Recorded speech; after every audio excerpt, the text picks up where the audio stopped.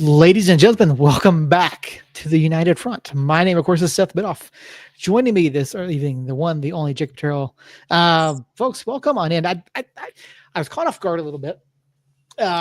Different music than what we're used to. You didn't switch that? No, I did not change that. Oh, I enjoyed it though. I did too. I enjoyed that. It was different. I was not expecting it. So I'm kind of off my game here a little bit.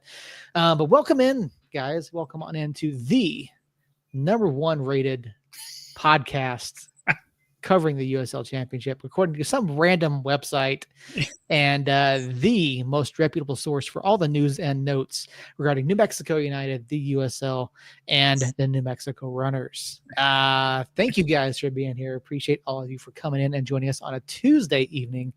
We are back. We're back, and we're here. We've got a lot to talk about this evening.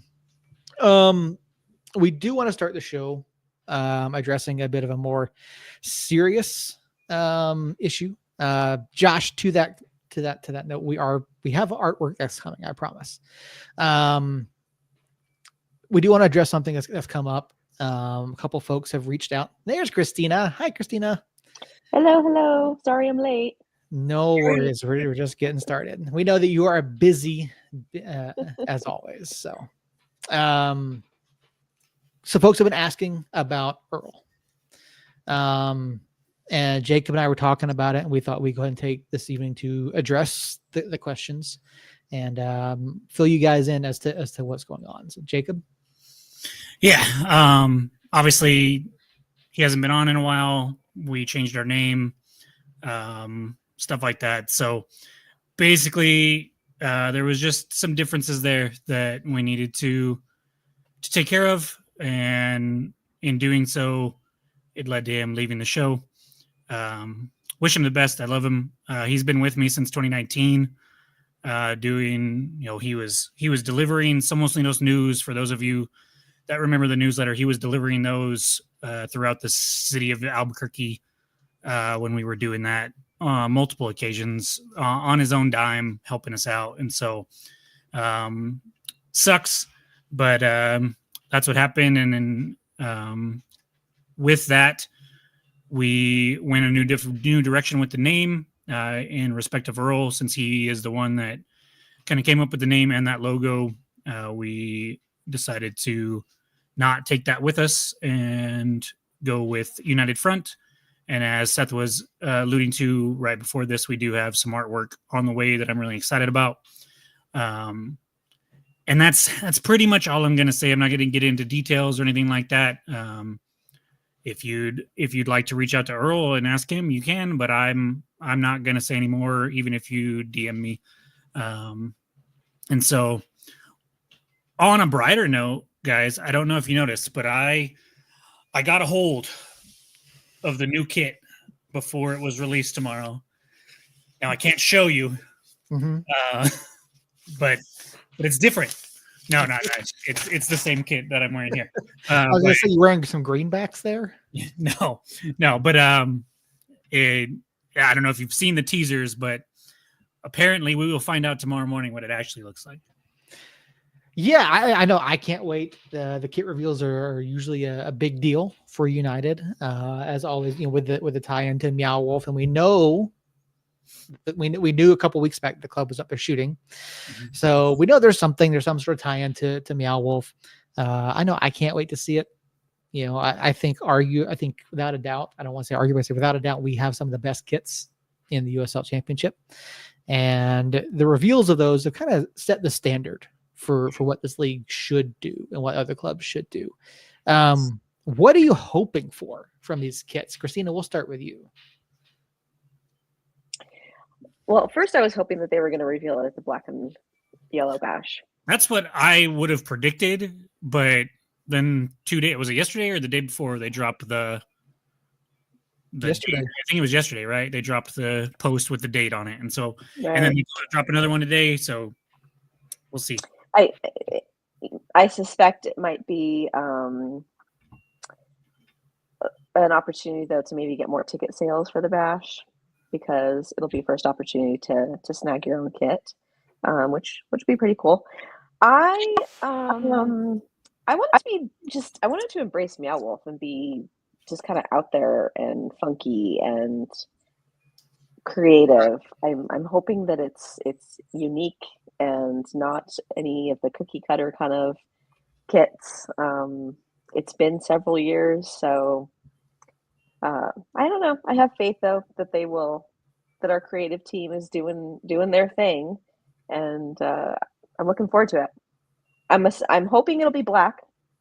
I think the colors really pop on the black.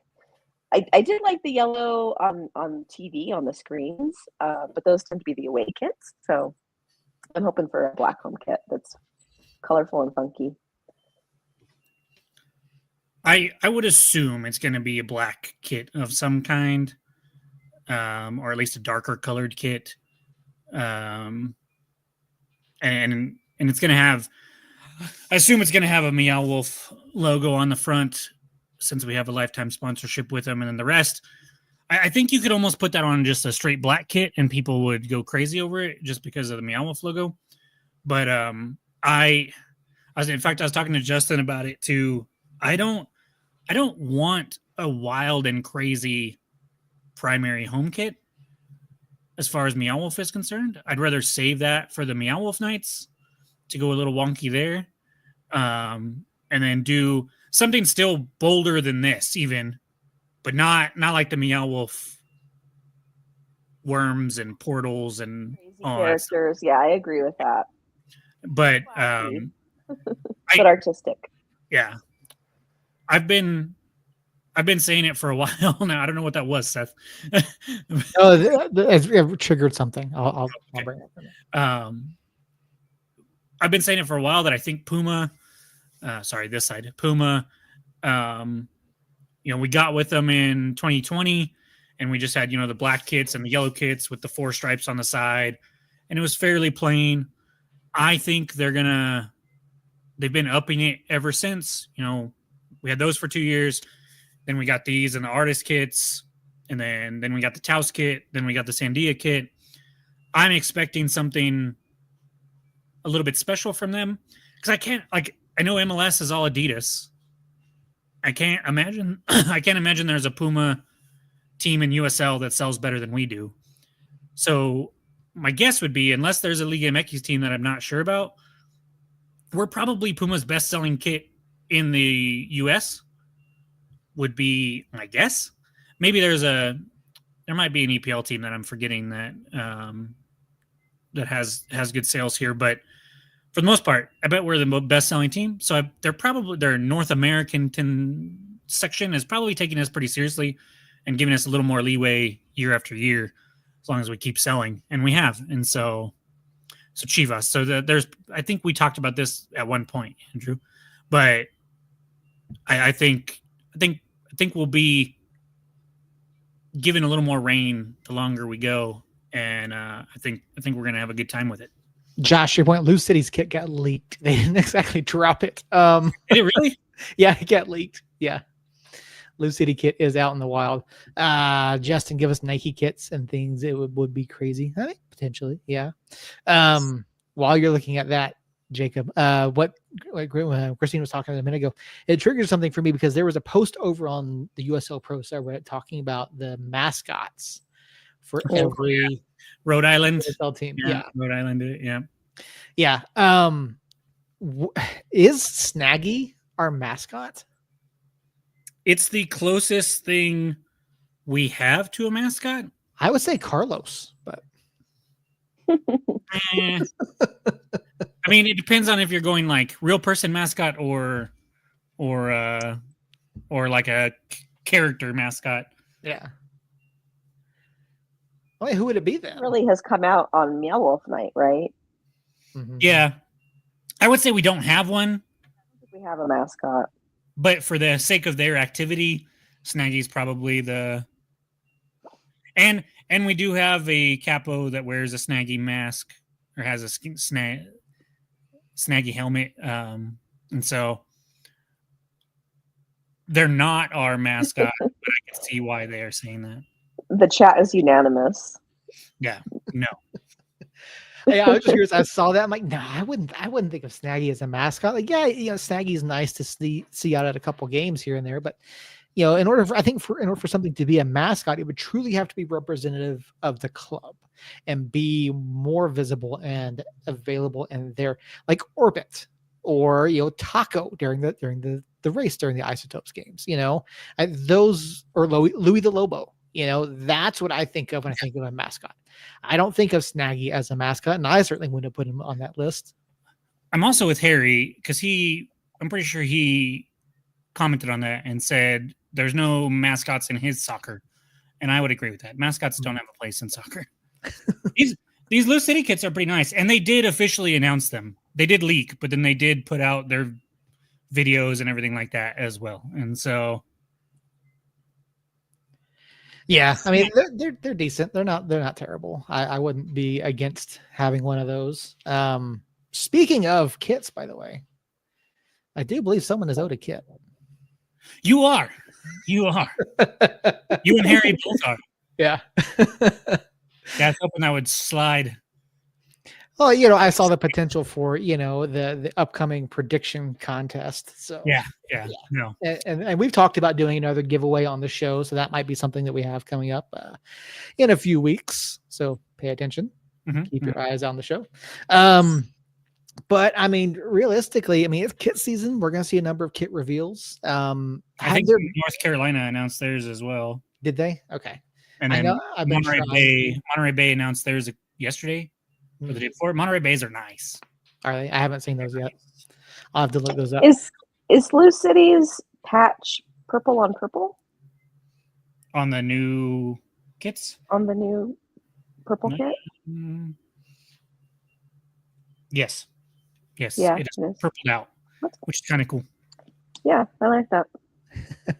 Justin, we will certainly have a kit ranking at some point. I know that there was, and let me ask you, because they have the sortable, ranking sheets that people have been doing.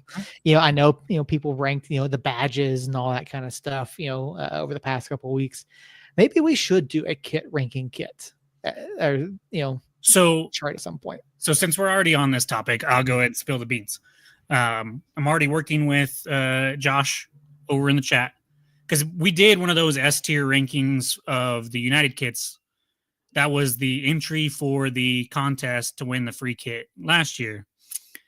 This year, we are doing a ranking, and it is going to be this year's kits from the USL. And so me and Josh are already keeping our eyes out, and every time a new one drops, that I see anyways, I'm sending it to him so that he can build that for us. And then once we get all of them out, probably a week or so before, 2 weeks before the home opener, we'll put that out there, and then you guys can enter to win the new unannounced home kit and tickets to a United match at that point, and you'll be ranking all the USL championship team kits, this season's kits. There is a right answer, by the way. Well, I need to see it, man. I trust United, but at the same time, I need to see it. Fair enough. I do agree. Kit season is always fun. Obviously, there's going to be a number of other kits dropping over the next few weeks as we get closer to the season. I can't wait to see them. I can't wait to see ours, especially. The club always does a really good job, particularly with the reveal. And tomorrow, it looks like, maybe, unless they just keep teasing us all week until the bash. I don't know, but it's been years in the making. Yeah, there was a slight idea that crossed my head that tomorrow is just these announcements have just been for a tease tomorrow, and then the release will still happen at the bash, but. I don't think that's what it's going to be. One of those silhouetted videos where you can't actually see the shirt that they're wearing. Yeah. Yeah, that would be interesting. But obviously, we'll keep an eye on it. And as soon as we know anything, we'll certainly be sharing it across social media. For sure. So definitely be watching for kit reveals this week. Jacob, we had, prior to the weekend, there were 2 preseason matches left. We did have a match ourselves against Denver University down at Mesa del Sol. I know you were out there. You got to spend some time out there. You were giving us some news and notes, and you shared over on social media the name of one of our trialists. How did our trialists do on Saturday? And are there any other additional faces that we need to be looking for? Yeah, so the big news there, obviously, if you saw the posts, was Sergio Rivas is actually a trialist with New Mexico United, which we kind of speculated even before media day. We kind of speculated that, or I had. Seth vehemently denied it and disagreed with me. I want that on the record. And then I guess what had happened was he had surgery and didn't know what his plans were, so he said his goodbyes and everything, and then after surgery was rehabbing with the team and decided to trial with the team, and he looked like Sergio Rivas. So take that for whatever you want to take it coming from my mouth. He looked fine. Nothing spectacular, nothing unspectacular. He didn't make me want to throw my camera down at any point, at least like he has in the past. And so I don't have any insight officially into this whatsoever, but I would be surprised if he doesn't make the team. We need midfield depth, and he looked good enough. But that's really all we had there as far as Sergio is concerned. He came in the second half and finished out the second half, and then they did another 30 minutes of extra time for the academy kids. He stayed on with them, as did Bruce and Kalen.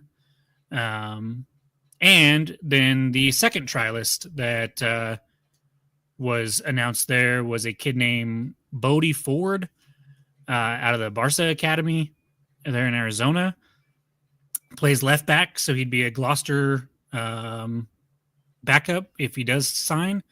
He looked good in the limited minutes that I saw playing with the academy kids. Of course, he's playing against the same college team. I couldn't keep track of the changes that Denver University was making, but he still looked good against whoever was out there, whether it was their freshmen and stuff or not. He looked really good, and thought he was solid for sure. And I've got one little highlight here. Man, it was incredibly hard to find out any information on this kid. Google was not doing me any favors, but I did finally find him, at least a little bit, and found this banger of a goal that he scored in, I believe, late 2023 for the Barca Academy. That's him right there. Boom. So he's got a little bit of chops, in my opinion. I mean, that's one play out of who knows how many, but that combined with what I saw from him at the game, I think he looks really good. And I'm not gonna say he's gonna make the team, but I mean, right now, guys, we're only at 17 players that we know that we know could be fit to begin the season, because we're at 18, but Dayon's not back for a few more weeks at least. And then we didn't see Gideon or Fernando on Saturday. They were both out with small injuries. Both are possibly expected to play this coming Saturday, but I don't know what's going to happen there. And so I think we need the bodies, and he's looked good enough to me anyways that, sign him to the league minimum and give the kid a chance to see what he has as a professional. And those positions, man, we left back and right back, we're still super thin. And so, I mean, it's Gloucester, Seymour, and Dubois, and that's essentially it. And so, see, Jane backed me up over in the chat, said that he looked really good, and we were attacking to the north, and so he was right on our sideline and looked really good. We got really good looks at him and stuff like that, and so I'm excited for what he could be. Obviously, he's probably not going to play a whole lot, being 19 and us having championship aspirations, but if we don't sign anybody else in those two positions, then he might play a hell of a lot. I don't know. So with the belief that we still need bodies, and I don't disagree with that, Who? I mean, obviously you mentioned Sergio being one of the trialists. Was there anybody else that stood out? Did any of the other trialists perform? Did we see? Have there been any changes? What are we expecting? Potentially more academy kids being signed? Probably. So the two of the three trialists that were at media day were not there, like even on the bench that I saw. So I don't know what's going on there, and I still cannot say what their names are. Sergio was at media day. The other two that were at media day are not there for whatever. We're not there Saturday for whatever reason. And so I'm assuming we did hear at media day. Coach did mention some stuff about MLS preseason wrapping up and stuff like that. And so I wouldn't be surprised if we get a loanee or somebody coming on loan from an MLS side that's borderline. And then the academy kids looked really good, man. There's several of them that looked really good. So I wouldn't be surprised if we get a couple of them. Seiss can play kind of all over the pitch. Sorry. Hoffman was a center back that looked really good. One name that again, no insider info on this, that I would be shocked if he doesn't have an academy contract, is Winston Starr. He really jumped off the pitch to me on Saturday, and he's been performing well from what I've been told. So I'm thinking we probably get 3 or 4 academy contracts like we tend to do every year. But man, this team, like, we were right there last year. I doubt we rely on a 19-year-old trialist, a 32-year-old right back that played 2 games at right back last year. 19 or 20-year-old coming off of an academy contract, and some academy kids, a whole lot. So I expect this isn't to downgrade those other guys, but some first team quality signings in some positions still coming up. All right. Don't have any insider info on that yet. While you're out there, did you happen to get any highlights from the preseason match? I did. I posted the same video that I posted on social media, but for those of you that didn't catch it, I'll pop it up here. We saw several chances. I mean, there were obviously the 2 goals, and United posted those.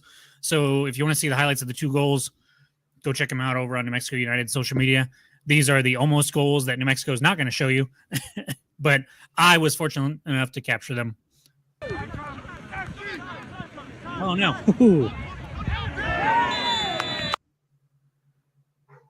Okay, we're going to need to stall for a minute because that's the only video I had.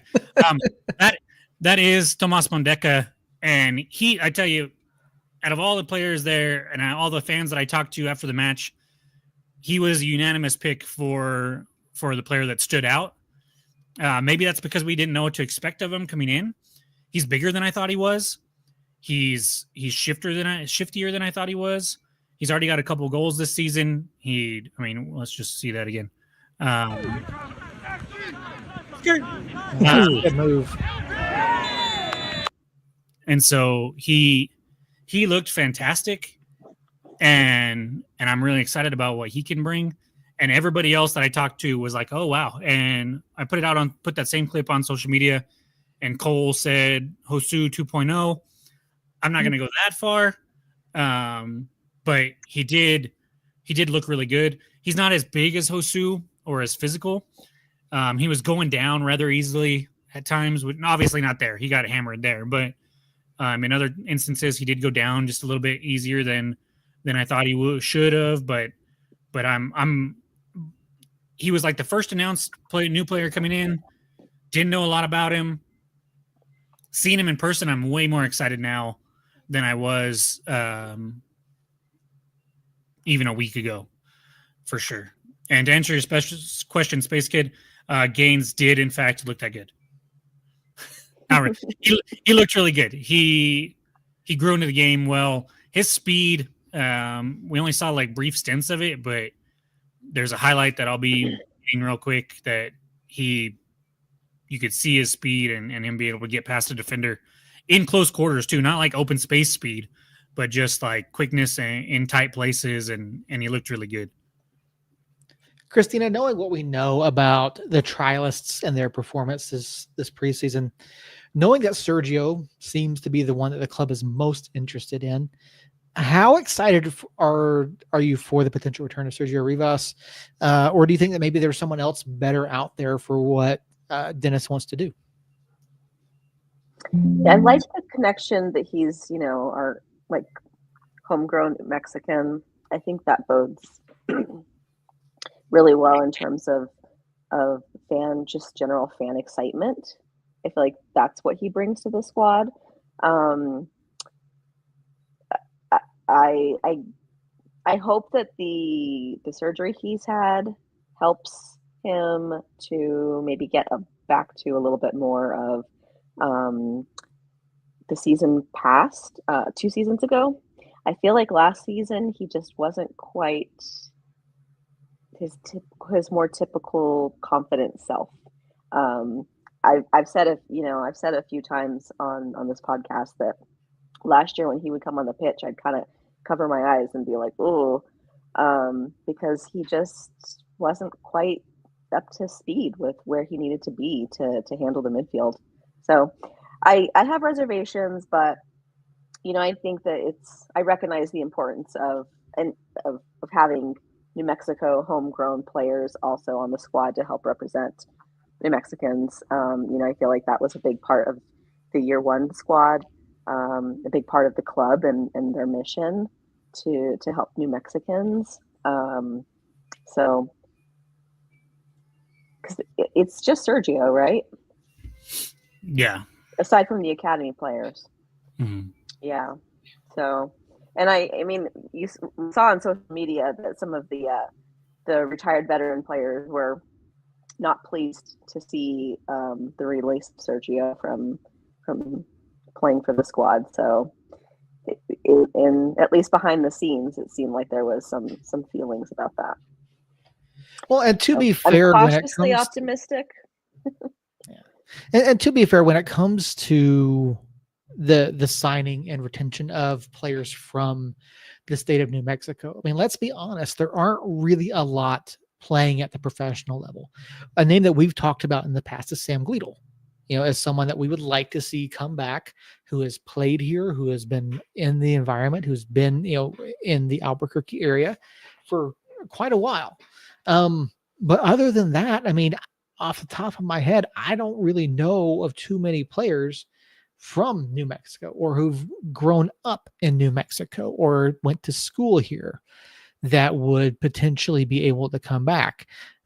We did see another name mentioned, but the odds of some of these folks making the squad, I just don't know. So I do think that there is some sort of limitation on the club in terms of what they can do with that.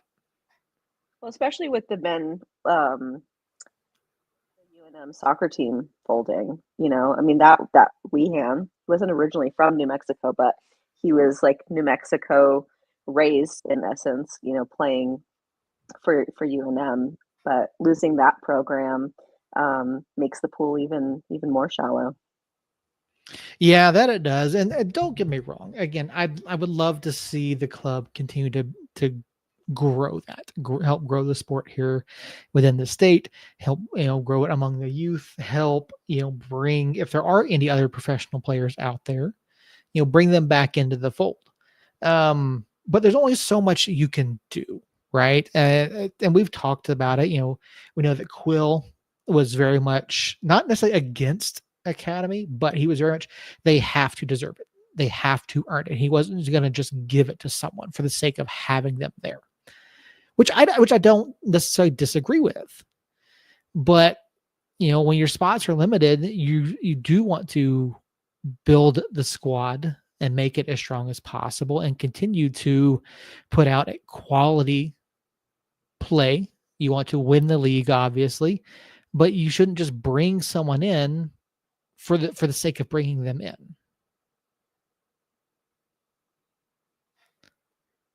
Devin Boyce is a USL player that played at UNM when they folded. Okay.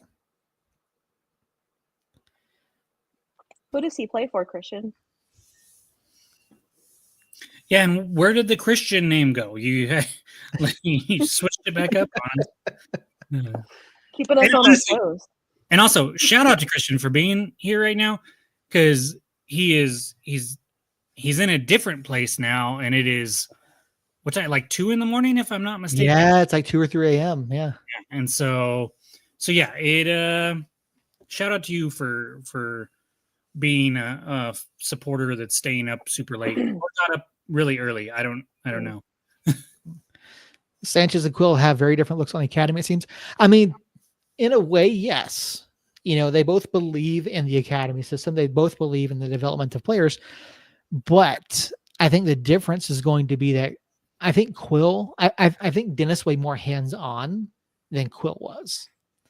I also think that Quill was very much, they have to absolutely earn it. They're not, even with the expanded roster rules for match day for academy kids, Quill didn't put them just to address them. So will Dennis do that? I don't know. But I do think that we see an emergence of more academy players under Dennis than we did under Quill. I think they probably have more similarities than we're letting on. I think at the end of the day, like, we're saying that now because there's not a whole lot of bodies on the team, but I would imagine Sanchez is probably gonna, if we can get more adults in the room, so to speak, then we'll probably see those names on the team sheet more often than the academy kids. Mm-hmm. It might be like last year. Like last year, we did have Dubois, who was an academy contract that was on the team sheet quite a bit and played. Part of that was due to injury, but part of it was also, I think he kind of stood out. And so I wouldn't be surprised if we have one, maybe two. But a lot of times those academy contracts are kids that play good enough, but they're still kids. Remember, like, they're still in school. They still have their future non-soccer career that they're looking at if they aren't sure if they're going to make it soccer full time. And so it just because we sign them to an academy contract doesn't automatically mean that they're going to get minutes, even under Sanchez, in my opinion. Yeah, no, I don't disagree with that at all. I have the highlights, by the way. All right. Whenever you're ready.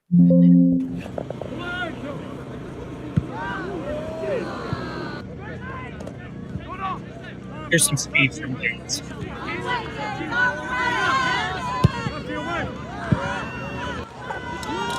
You should have got that one. Yeah.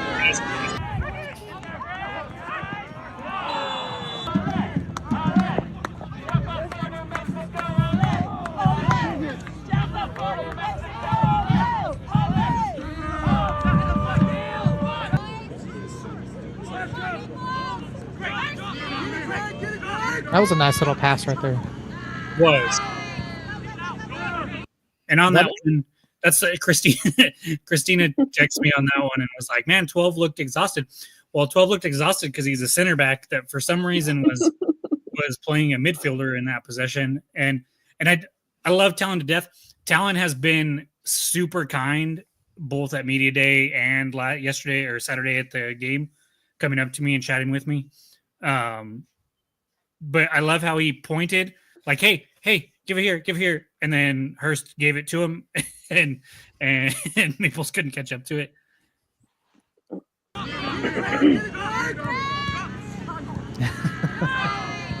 Was that our friend Charlie in the middle?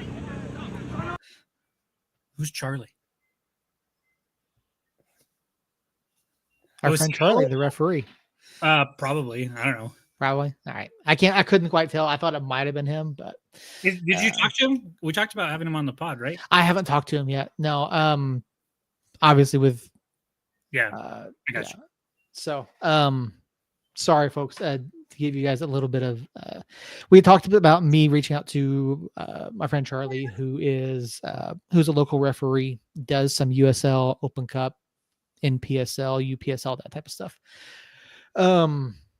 I had a death in the family last week. So I've not been able to reach out to Charlie to see if we can get him on the show. So we're going to work on that. But we're going to work on having some other folks on the show as well, doing some other things. But back to the clip, there are definitely some good things in the clip, some things you want to see. There's one more little thing here. Yep. Games and so as you can see, I mean, that was like a 30-second clip, but there's plenty of chances in there for sure. And man, the score line didn't indicate it, but one, Denver University came to play. They had some big boys. They had some skill there. I think they finished in the top 4 last year in men's college soccer, and so they definitely brought their A game. But we still controlled it the majority of the time. Thank you. We still controlled it the majority of the time, and we looked good overall. I'm impressed and can't wait for this Saturday, Saturday, March 1st at 1 p.m. According to SeatGeek, anyways. Over at Mesa del Sol, we play El Paso in a preseason friendly that should be interesting. Yeah, El Paso is always interesting, particularly in the friendlies. We doing it last year. I believe there was a red card in the preseason last year. There was 2 last year. Might have been 2, yeah. So it would be nice to see a preseason match go without some red cards. I mean, honestly, I just think that until El Paso gets back on the rails, I don't know what to expect out of that. I don't know how much fight to expect out of them. Are either of you going to be at the preseason match on Saturday? As far as I am concerned, yes. Maggie is sick, and so when that happens, who knows? I mean, all bets are on the table. I could get sick. One of the other kids could get sick. Allie could get sick. Or we could be fine. I don't know. It just depends on how things go. But I have tickets to the bash. I don't have tickets to the match yet because I wasn't sure if I was going to be going by myself. In which case I would just do media, or if Allie or some combination of Allie and the kids were going to go with me, then I'd have to get passes. But long-winded way of saying I will be there unless something unforeseen happens. You guys can tell me if I talk too much because I do talk a lot sometimes. No, you're good. Christina, any plans for you to be there on Saturday? Hoping to go, but then I realized I have a online course that's Thursday, Friday, Saturday. So, okay. And I have to help run the course on Saturday. Mm-hmm. So no fun playtime for me with the game, but I am hoping to still go to the bash that evening. Okay. Yeah, unfortunately, my plans changed, so I won't be there. A couple of things over in the chat. Did Aiden Simmelsberger feature for Denver? I wouldn't say he featured. Played 20 games in 2023, 18 games in 2024, 9 and 5 starts respectively. 4 shots within 2 seasons and 1 shot on goal. I think he meant for the game. What's Saturday. that? I think he meant for the game on Saturday. Oh, okay, maybe. And to be fair, I have no idea. I did not realize he was on that club. So I should have. I'm sorry. I mean, obviously, no stats kept for a preseason match, but maybe he did. I don't know. Would have been maybe we should have been. Hey, David, is that Aiden? You know, David was not there. David was not there. Oh, no, bad. David is was on vacation in Hawaii. I think it was Hawaii, anyways. Mm-hmm. So no, Tyler was my contact. That's someone else we got on the podcast too. Yeah, we've had him on. I think we've had him on once. Mm-hmm. Yeah, we have. All right, so hopefully, I mean, what do we want to see out of the preseason on Saturday, other than no injuries? Is there anyone in particular that you think needs to get some run? Is there anyone maybe still fighting for a roster spot that you think gets a last look on Saturday? Yeah, I think I want to see the other 2 new guys that didn't feature on Saturday. Hopefully they're healthy enough, and Gideon and Fernando.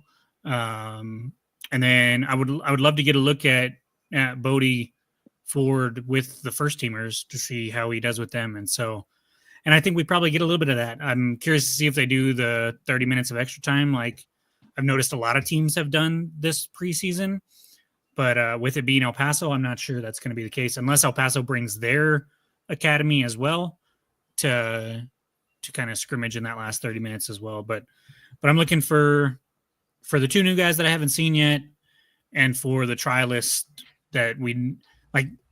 Sergio's a trialist in name, but we know him. Like, we know what he brings to the table. So I'm not going to lie. My eyes weren't like super glued on him, especially once I got the picture for social media. And I just kind of watched the game, and if he was in there or part of it, he was a part of it. But my eyes were glued on Brody when he was in there for the most part. Of course, that was the academy kid, so I was watching a lot of people there, but very, very interested in that, and to see if these academy kids come in and perform as well. So, yeah. All right. So, Christina, did you have anything else there? No, I have this lingering cough, so I have to keep muting myself so I don't make everybody listen to me coughing. Of course. No worries at all. So yeah, with that being said, one final preseason tune-up before we get into the regular season. We're less than 2 weeks away from the season opener in Sacramento. Yeah. That's crazy. Oh, I did not see this until just now. Vegas acquired Johnny Rodriguez from the Roots. I texted that. Did you? Yeah. I don't know when did you text that? I might have. When me and Harry were talking about the contest. Oh yeah, my son had my phone. Oh, okay. So I did not see any of that. And then there were two actual signings today that surprised me. Rodriguez being transferred from Oakland to Vegas, and then Anthony Siaha, formerly of Monterey Bay, who had signed with Indy 11 this offseason without playing a game for Indy 11, is now transferred to Hartford.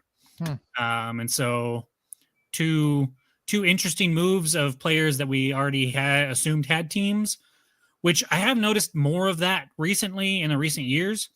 So that tells me that, like, just because, and we had two of those this year ourselves. Like, we announced Abdi and Marco, and then they're gone. And so just because somebody's on a team doesn't mean that we can't sign that player. And I think that goes for incoming people as well. Yep. Harry! Good timing. I waited until you took a drink to. Harry, how you been? How was the soccer this evening? Good. AJ scored. PK goal. Yay! They won. So it's been a good week. Anna qualified for state for history fair, which I never knew was a thing, but evidently it's a thing here in Texas. So she's made it past 2 rounds of fellow competitors. So very cool. She takes after mom, and AJ kind of takes after me, I guess. So. All right, that's awesome. But I'm here to school Jacob. Also, real quick, Harry, you got to go to a preseason match. I've gone to 2. But this week's, we kind of talked about last time. So this weekend you got to go. How was that in San Antonio, and did you beat El Paso? Yeah, we scored on El Paso in the first 5 minutes. Good. I want to say it was first 3 minutes. Ended up winning 2-1, 2 early goals first half, and then an early goal in the second half, and then gave up one late when subs were put in. But it was the typical San Antonio RGV, because in my opinion, El Paso's gone full RGV right now, both on and off the field. We'll just leave it at that. I was not impressed with El Paso, which I think, I don't know, when we do the West next week, I guess. I'll be surprised if anybody has them above third from the bottom. I'll just leave it. I like your comment on the USL show's post. They had El Paso at 11, and Harry said, El Paso way too high.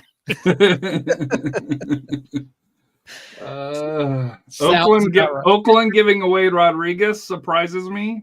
I'm all like, now there's, we're still at a week and a half, 2 weeks from the season. We'll still be able to bring people in, but I don't understand it from Roots perspective. The Lights did this last year, so where they brought the team together. Now I know different coach, but the ownership is still the same, so it's not the same Lights. So they may, they finished fourth last year, third or fourth? Fourth.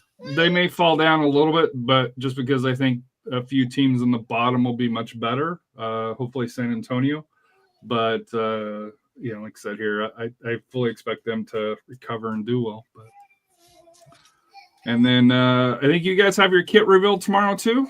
We do. So we do too as well. So nice. Ours is supposed to be at 10 a.m. Mountain Time. So ours will be in the evening. They're having a get together at a bar, I guess it would be, place. Well, I guess not because family's invited, but brewery. It's a brewery.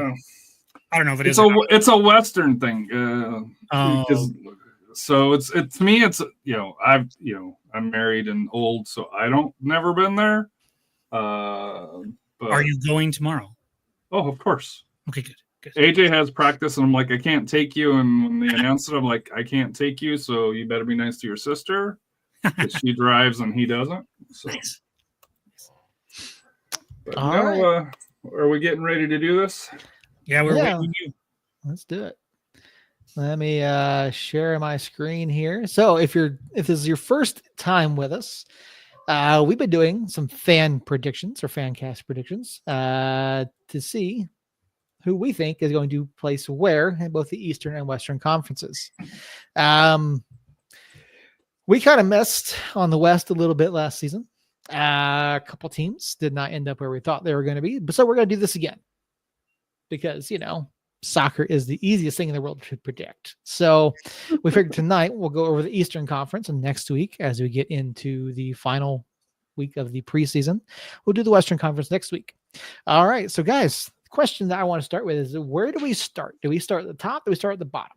Well, let's start with the rules for this contest real quick. All right. Yeah, some unforeseen rules that popped up in the discussion, and they're made up by me. So buckle up.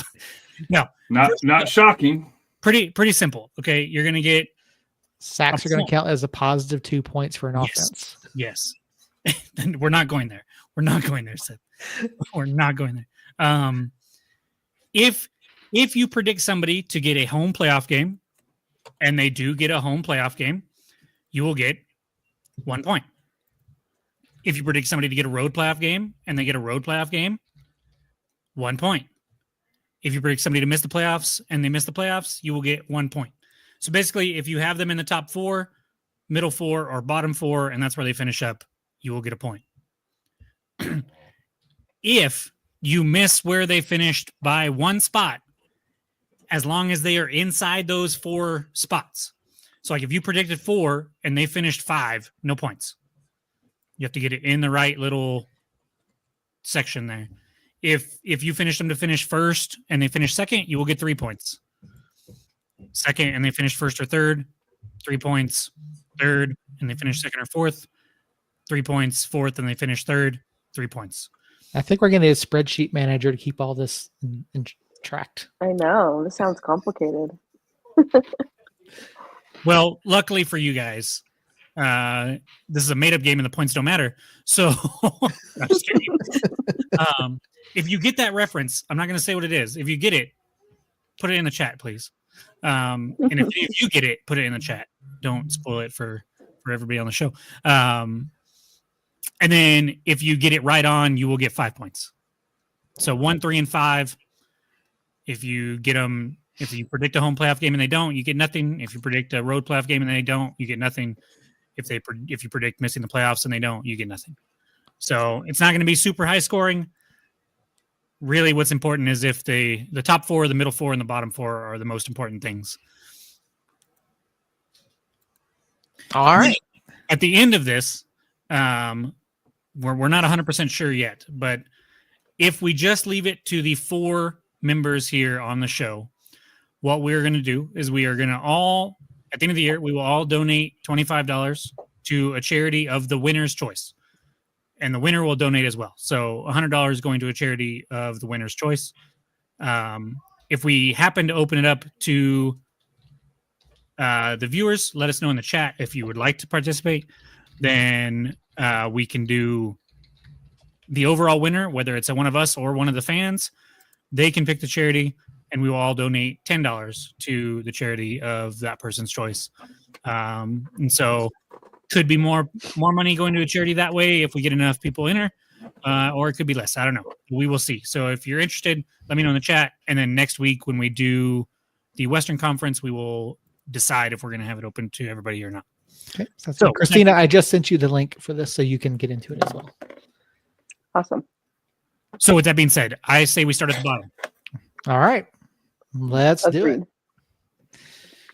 All right. Who wants to kick it off with their bottom dwellers of the Eastern Conference? I'll go first. I predict we all four say the same team. I'm going Hartford. Oh. Oh, I'm already wrong. Yeah, we're not going to say the same. Hartford. Okay. Interesting. I mean, obviously they didn't necessarily, blow anybody out of the water last season. Who have they brought in? Really? I don't disagree with you. Because remember, I get what they can finish 11th or 12th, and I get points, right? If I understood that correctly. They can finish 9th, 10th, 11th, or 12th, and you will get some amount of points. Okay. I'll explain it better in a text form somehow. Yeah, spring it on. Hey, well, I'm at a soccer game. Hey, there's going to be rules. What? Yeah. That was. I mean, there's no rules. You can put people wherever you want. Just you get points for where you put them. That's all. But we're playing for we're playing for a charity of our picking. For that here. For me personally, I brought it up, and I know I'm not in New Mexico, but I would like it to be a New Mexico-based charity. That's really the only parameter that I would probably recommend, is that way we can support the local community. But sounds good to me. Sounds good. So yeah, absolutely. So Siaha doesn't move the needle for you at all for Hartford? No. Okay, fair enough.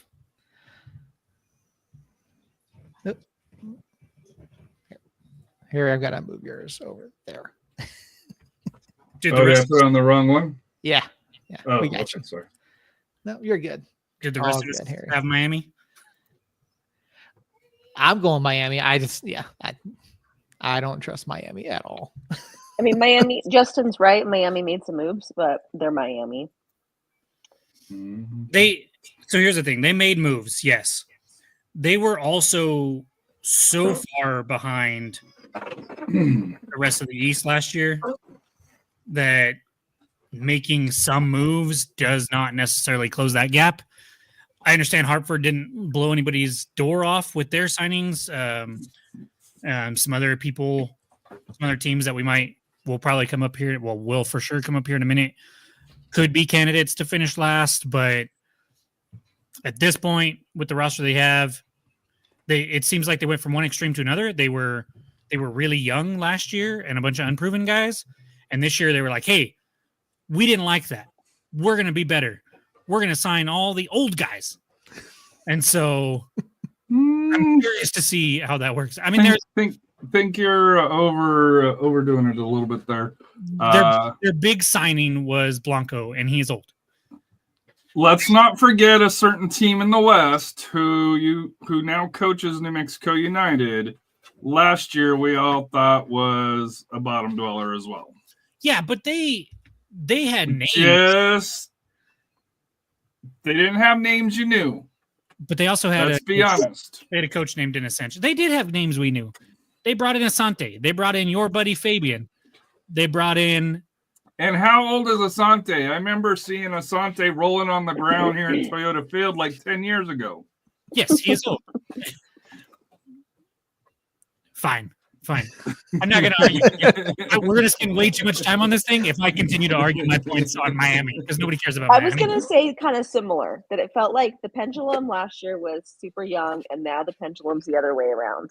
rather than kind of being in the middle. So yes, they made moves, but I don't know. I'm still just not convinced. I'm very curious how high Harry has Miami, because if he comes out with 11th Miami, I'm going to be pissed. That's where they're coming. God, Harry. Okay, moving on. So, you have a So middle I'm going Miami as the 11th team. I do not think they're going to be back-to-back wooden spoon winners. They will improve better than 3 wins. Last year they were just horrific. They're going to be better. They've got a new stadium coming. They've got better. It's the stuff is turning up. Hartford, I just don't see any positivity out of Hartford. Hartford to me is like Vegas, where I just don't see them doing anything that's productive. The team that got like Vegas this year or Vegas last year? Vegas for the last 10 or was 6-7 years prior to last year before being purchased. Okay, fine. Okay. I could be wrong. We'll see. I know they're not gonna make the playoffs. So I can guarantee that. But with the rosters that they have today. All right, so this one, I don't know how this one's going to go, but I think North Carolina overperformed last year. I think they take a big step back this year. And I think I'm going to stick them at 11. Christina? I was going to go with Hartford. Okay. Man, I hate to do this because I love this team. And I want them to do better. But they just constantly disappoint me. And I'm actually going to go Loudon. Hi. Want your bottle? Here you go. She doesn't like that. That wasn't positive, Dad. She was saying hi and bottle, so she was fine. She's okay with that. Loudon to me didn't do a whole lot this offseason. Didn't finish very high last season. I'm not a big fan of their coach. I'm surprised he's still there because he's been there for what seems like an eternity. And so, what are we doing, Harry? Trying to get my little stuff set up here. Oh, okay. And so yeah, I'm gonna go Loudon. Seinfeld. Yeah, I'm gonna go Loudon at 11. Seth, I don't have it open, so you're gonna have to move it for me. Okay, I can move it. I got you. All right, 10. I've got North Carolina at 10. Okay. I think. You think? Yeah. North Carolina at 10. Okay. All right. So do you think they take a step back as well, or do you think the bottom of the East kind of levels out? Well, like last year, if you remember, Miami was way down here, and then 11, 10, 9, 8, and 7 were all within 6 points of each other.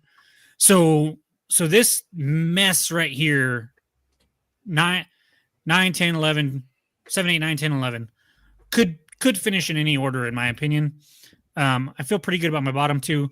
North Carolina, they've made a couple moves late, but they didn't do a whole lot for a long time this offseason, kind of like Las Vegas last year, where they waited till like the last minute to throw a team together. And so I'm just not – I like what they're doing. I'm not sold on them. And I think from an organizational standpoint, I don't think they're in the best shape either. And so I'm just going to trust the anti-process and have them out of the playoffs. Fair enough. Harry or Christina? I'm going Loudon. Okay. Same. Loudon. Loudon. I'm very curious if we all have the same bottom four then. Yeah, I don't see Loudon making any real strides this year. I think they lost more than they gained, clearly. I don't see them getting out of that bottom four. Now, here's where it's going to be tough because Legion massively underperformed last year from where we all thought they were going to be. Does Legion get out of the bottom four? If so, who replaces them in that 9 spot? Christina, you can go first this time. Sorry, I'm texting my son. Okay, No worries. Harry, you can go first. I have North Carolina for 9. Okay. Harry, Uh, Harry, are you doing this on the fly? no, I'm looking at my cat up on the TV stand where he shouldn't be, and I want to yell at him, but I can't. Just mute and then yell at him. I mute to yell at my kids all the time on this show. Okay, it's Seth. So I mean, obviously, we were all pretty. I think we were all pretty high on Legion last year, right? Or at least somewhere mid to upper table. I think Legion gets out of the bottom. I mean, you look at the signings that they brought in; they've done a heck of a job this offseason. I can't see Legion being out of the playoffs. That's the hard part, though. It's who do you drop down? Well, you already dropped Hartford down, or not Hartford, North Carolina. They made the playoffs last year. So it's does Hartford make a step? Does someone else drop a little bit? I think Hartford is still on the outside looking in.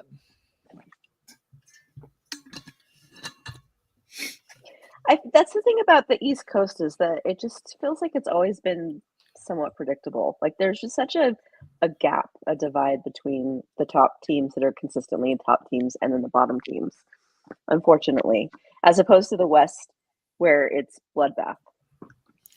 You can go ahead and put Hartford there for me too as well, Seth. Okay. So the question is, does Harry have North Carolina and we all have the same 4 bottom teams, or is there going to be a surprise? Oh, Indy 11. Okay. And that's what the contest rules. This makes it a little bit more difficult because you go in and try to get them in the quadrant that they're in. I'm torn between North Carolina, Detroit City, and Indy as being kind of those 3 teams that are going to battle for the final spots. I'm going to go Indy. So Indy finished 4th last year, mm-hmm. and they signed some names and retained some names that I think they're solid names. They didn't lose anybody that really makes me go, oh crap. But there's always one team that underperforms. Okay. There's always like Detroit City always overperforms. Yes. Like part of me wants to put Detroit City because they've lost, but historically they do. North Carolina historically overperforms if you really look at their track record. Indy's a team that kind of that can lay an egg. Now, Indy has the talent. Oh, go ahead.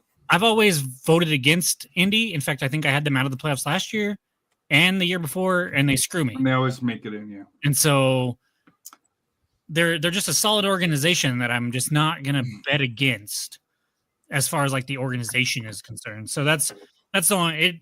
I don't have them super high. I don't remember where I have them right now. But here's the deal. If they miss the playoffs, I'd be surprised. And like I said, I think 7, 8, 9 is going to be this close. I think the bottom 3 teams, Loudoun, Miami, and in my case, Hartford, are going to be pretty distant. Yeah. But then in my other spot here, I've got Detroit City making it in the 8th slot. It could be a point difference, and like I said here, Detroit City to me is probably the most likely team that I had that was out. I too have Detroit City at 8.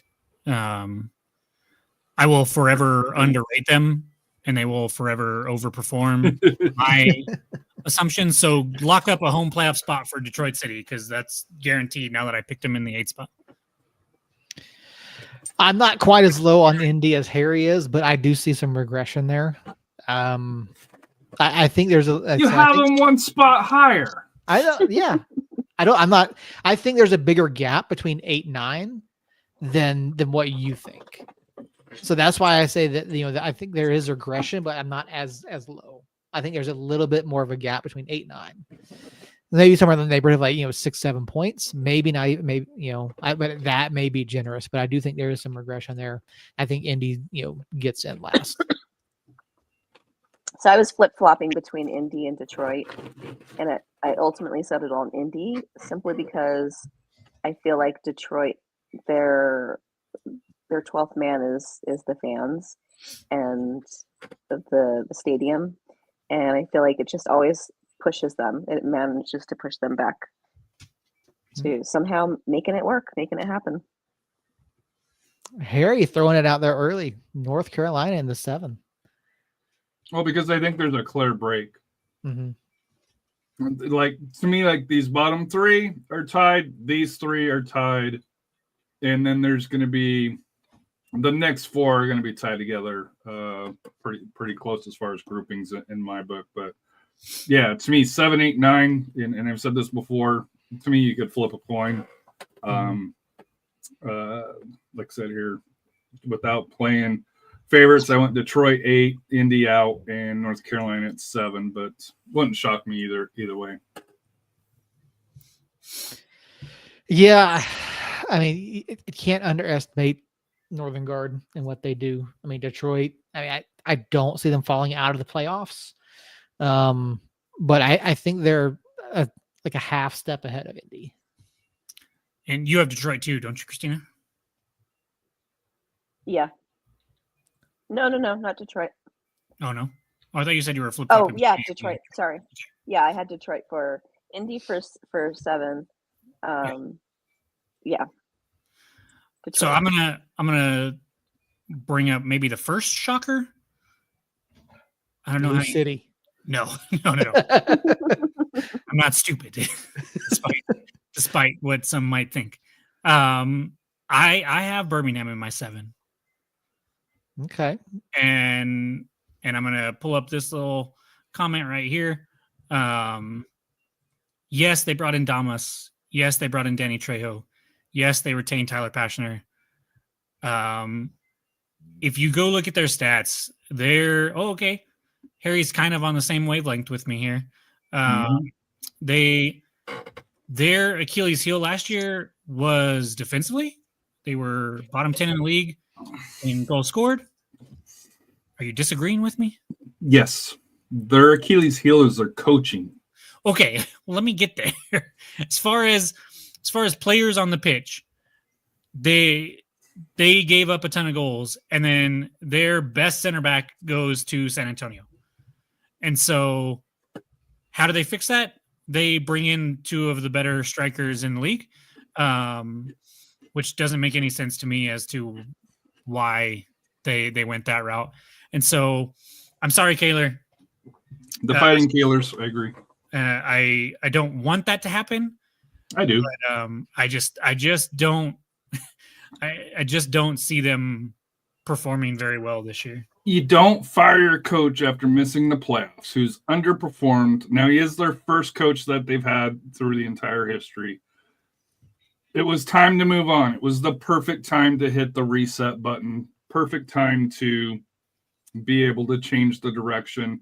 I understand you brought in, some flashy toys, but to me, like I said here, I'm just not a fan of the coaching. I think coaching matters at this level, and I think he's going to cost them points. Now, I do think that they're going to be, firmly in the playoffs, and I think come playoff time, they could be dangerous in the playoffs with that offense.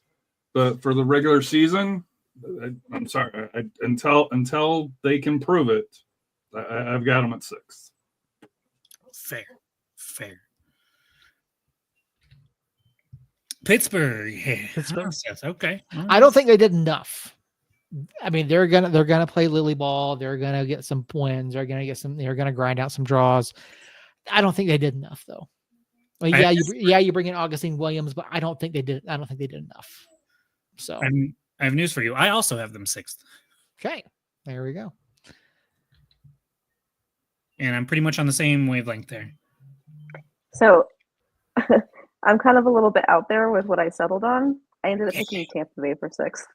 That's honestly, that's fair. I mean, they lost Jordan Farr. They lost Cal Jennings. You know, I just they have still, I think, a really good defense. But I don't know. It just seems a little bit more up in the air. And They just didn't seem as consistent last year. It was like that consistently inconsistent. Yeah, they lost even more than that too. I mean, they lost Eddie Monjoma and Freddie Kleeman, both parts of that defense that I think were fairly important. And so yeah, no, that's a good shout. I actually have them not at 5, but I could have put them on 5. I kind of flip flopped between 4 and 5, and so. Yeah, I'm with Harry. Tampa. I have them at 5. Yeah.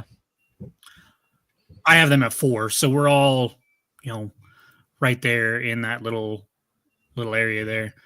I'm mainly betting on the organization. I think last year they probably would have finished top 4, but they had a couple hurricanes come through and push them out of their home stadium. And so Rowdy's in top 4. I couldn't move them out of that top 4, so I have Indy at 5. I'm the highest on Indy for some reason, but that's because I think I usually put them at 7-8 and they always overperform. So if they overperform this, then at least I'm closer. Christian, I know I didn't. I don't know if anyone else did. I did, Christian. I did catch the first part of their show anyways. The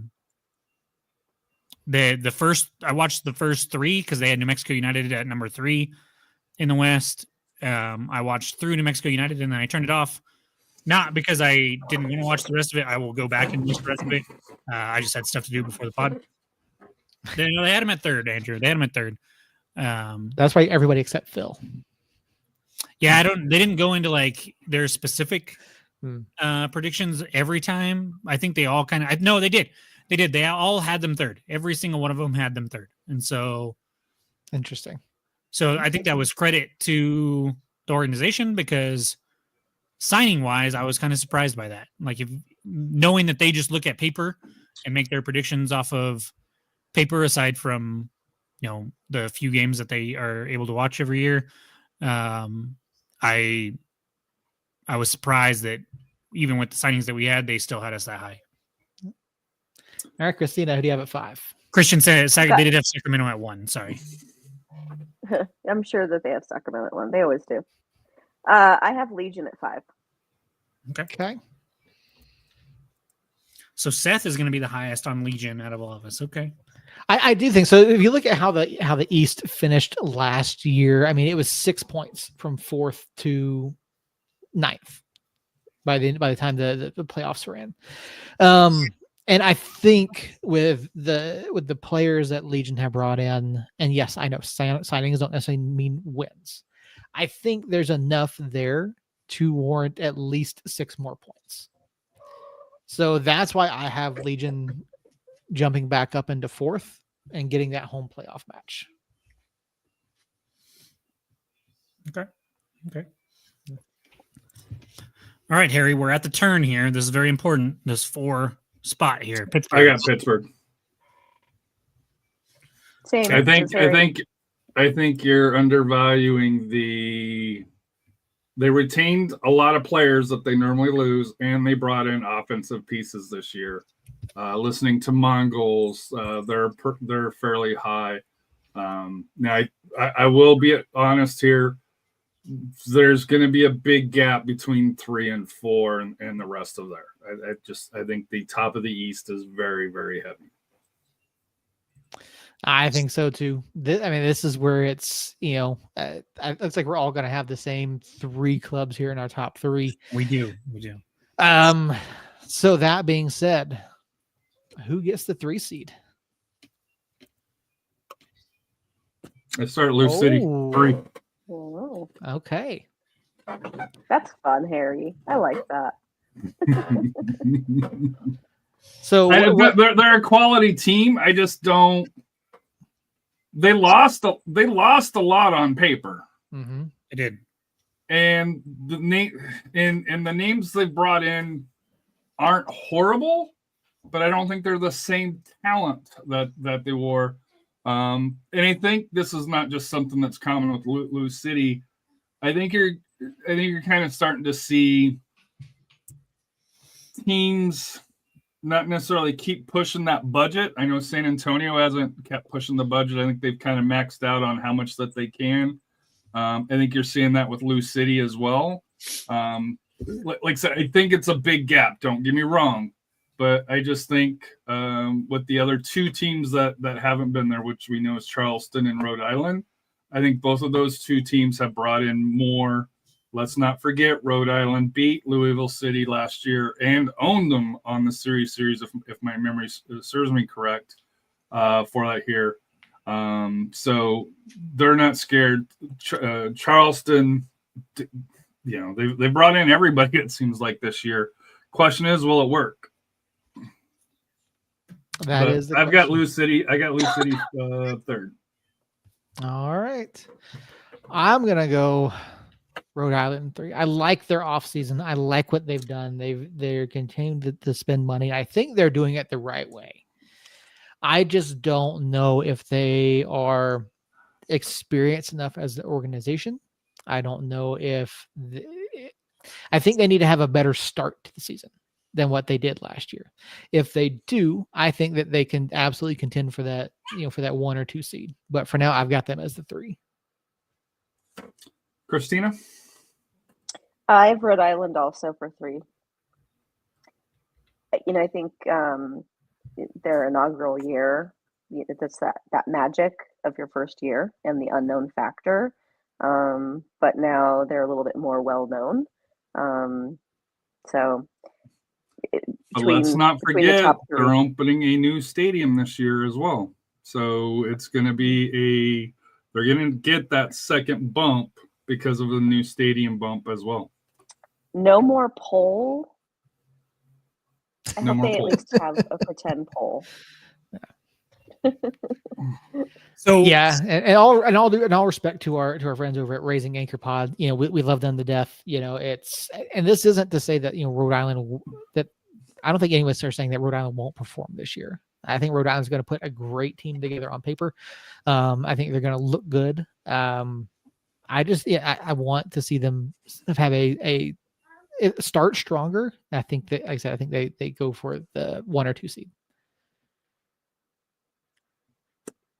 Jacob? No worries. I will go with my second team, which is Rhode Island, which means that I have Charleston winning the East for that here.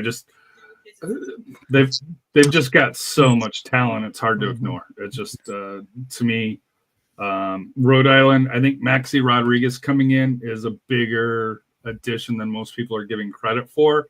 Part of the reason why I have Detroit City on the fringe of going out, outside of just having the respect of what they do. To me, losing Maxi Rodriguez, him going to Rhode Island, being able to help control the midfield, and then for Charleston, Pedro's going to be dancing all year, I think. I was this close. Probably like this close to having the same exact top 3 as Harry. And I stared at it for a long time, and I'm going to tell you why I switched at the last second. Rhode Island is opening a new stadium this year, but they are not doing it until May. And so they have to travel to Charleston, Phoenix, Loudoun, Oakland, and Detroit City before they play a home match.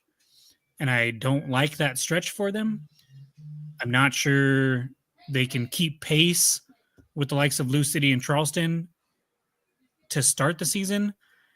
And for that reason, I had them 3rd, and then Lou City 2. And then, of course, Charleston by default at number 1. But 2, 3 were super close to me. I think Charleston runs away with this. And I'm curious to see if Seth and Christina have the same. as me or if they vary at all. Christina's nodding her head like she has the same as me. Same as Jacob, yeah. And also, I mean, a little part of me feels the same way about Lou City as I do about Sacramento, that they're just like USL darling, and I'm kind of sick of it. And I'd rather another black and yellow team get their time in the spotlight. And here's the big difference. Lou City actually gets results. Sacramento hasn't got results in how long? They're living off their past. Lou City is a quality team that's still getting results done. So just to talk about Charleston for a second, because we all had them in the top. They lose Nick Marcanic, who was obviously A+ Golden Boot winner last year. Other than that, they lost a few pieces, but they're just pieces. Nobody's going to jump off the page there. Yet they brought in Douglas Martinez, Langston Blackstock, Johnny Klein, Joey Akpuno, I don't know how to say that last name, Nanano Su, and Cal Jennings. There's a couple other names in there that I didn't say. But, I mean, they brought in probably 6 starters that would start on most other teams to add to their already incredible core. The team that they've built on paper, obviously, like we said about Birmingham, signings don't win championships or don't win matches, but I can't not put them number one with that team. Their midfield with Chris Allen, Aaron Malloy, and Nanan Hosu is nobody's going to get. The defenders can just lay down. They're not going to have to do a darn thing with that freaking midfield just snuffing out any chance of attack whatsoever. It's kind of insane. And I would have a finisher like Jennings up top. Yeah. And then you also have Martinez and MD Myers, who MD Myers was arguably just as important to them last year as Marcanic was, just from a spacing perspective. And so, yeah, I mean, they freaking killed it. Yeah, I mean, I agree that there's going to be a step back for Lou City. How much, I don't know. I mean, you look at the talent that they lost, and that's going to be their biggest issue. You know, the names they brought in just don't add up on paper. They just don't. You're not going to get the same production out of Josh Jones, Kevin Lambert, Zach Duncan, and Damian Loss as you did, Elijah Winder, Wilson Harris, Owen Down. You're not going to get the same, Dylan Mares, you're not going to get the same production out of those guys. So, Lou City is always going to be a title contender. They're always going to be in the top half of the Eastern Conference, and you have to give them credit for what they've done. Yes, they have failed to really make that run in the playoffs in the past season or two. But, I think this is probably the best top 3 in the East we may have ever seen. And Battery is they've added so many pieces in the offseason. I want to see what they do. I want to see what Battery does. And I agree that midfield is just nasty. So here's my issue. I could see the top 3 having more points than the top team in the West. Because I think outside of 2 teams, which spoiler, I'm not very high on Monterey Bay and I'm not very high on El Paso. I don't think either one of those teams are going to do very well. But for the West, 1 through 9, you could flip a coin. And I know we're not doing the West this week. I was thinking about this here. I don't know who I would pick as number 1 when I did the USL show chart there. Mm-hmm. I struggled finding who would be, because as much as I love San Antonio, I don't think they go from 9 to number 1 as much as I'd love to see it.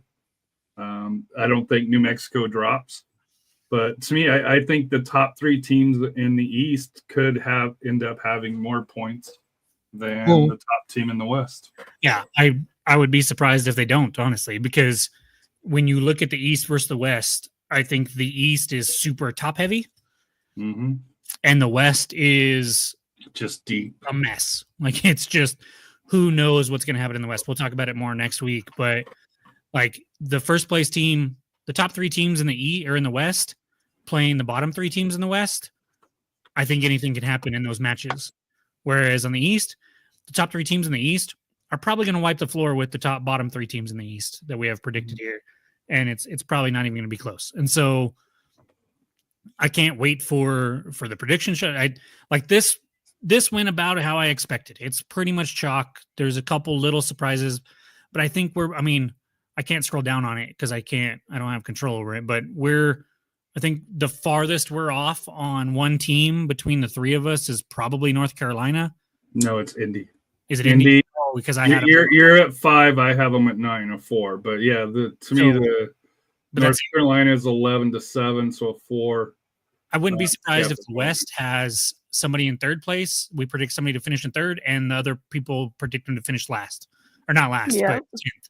Out of the playoffs. Out of the playoffs for sure. And so yeah, the West is going to be insane, but the East is pretty much like Christina was saying earlier. It's like you have the top teams and organizations, and then you have the bottom teams and organizations.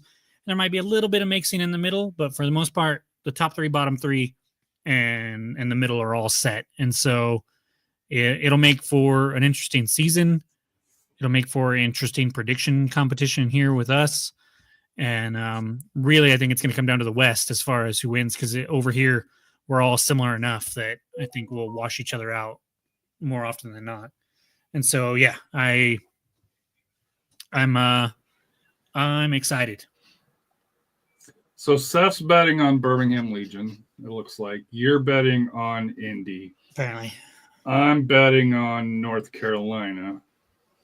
But see, remember, the difference for me is Tampa Bay. If Tampa Bay makes the top 4, it's that 4th spot's going to be pretty important, because chances are, looking in the future, whoever gets the 4 right, if any of us get the 4 right, that's going to be 5 points, because it's probably going to be in the exact spot, because I don't see those top 3 falling down.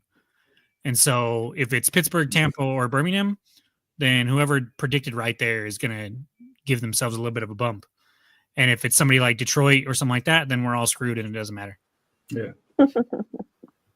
There will be a surprise. We can guarantee it. It's just it's a matter of who. The other issue, these are rosters as of February 25th. There are still surprise moves, I have a feeling, and then of course in-season moves that we'll see that will make a difference.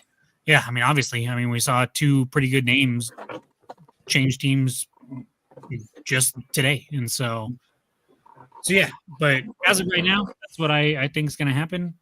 And all in all, I think we all did a great job. Thank you guys for partaking in my dumb contest that I made up on the fly tonight. Essentially, no, not really, but I'm sorry, I have the LAFC match on and got distracted for a second. Excited Colorado. Yeah, I wouldn't be upset, honestly.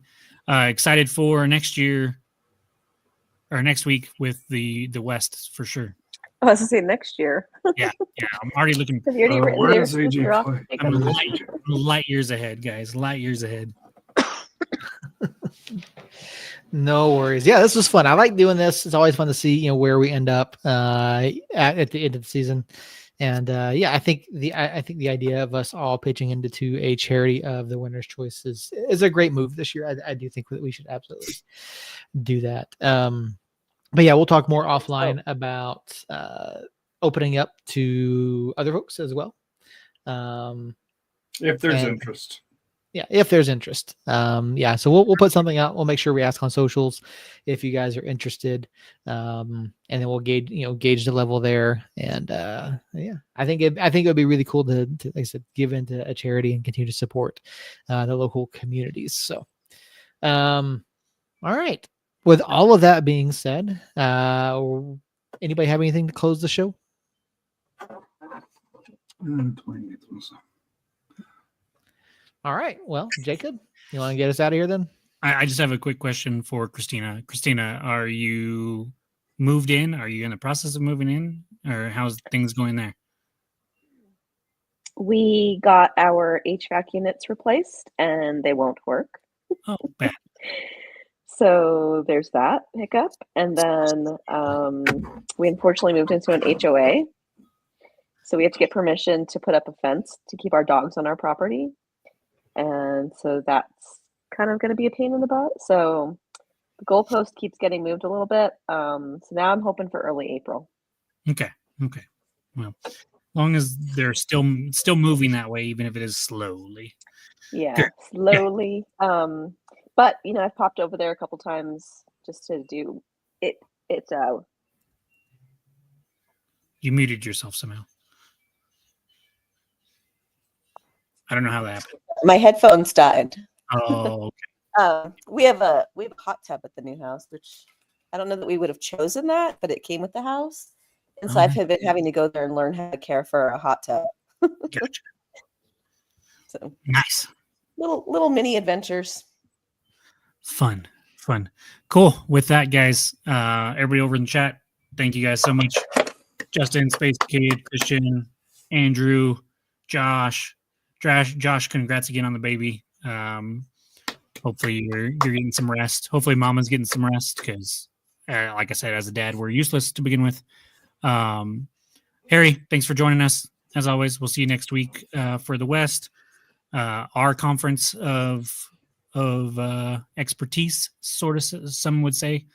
And yeah, I can't believe we're already there. Got preseason, Black and Yellow Bash, new kit tomorrow for both of us, San Antonio and us. And so super exciting times. Can't wait. And we'll be back next week. Like I said, we'll talk about the new kits, talk about the bash, talk about the game. And of course, we will predict the West and kind of break down moves and stuff that have happened over there.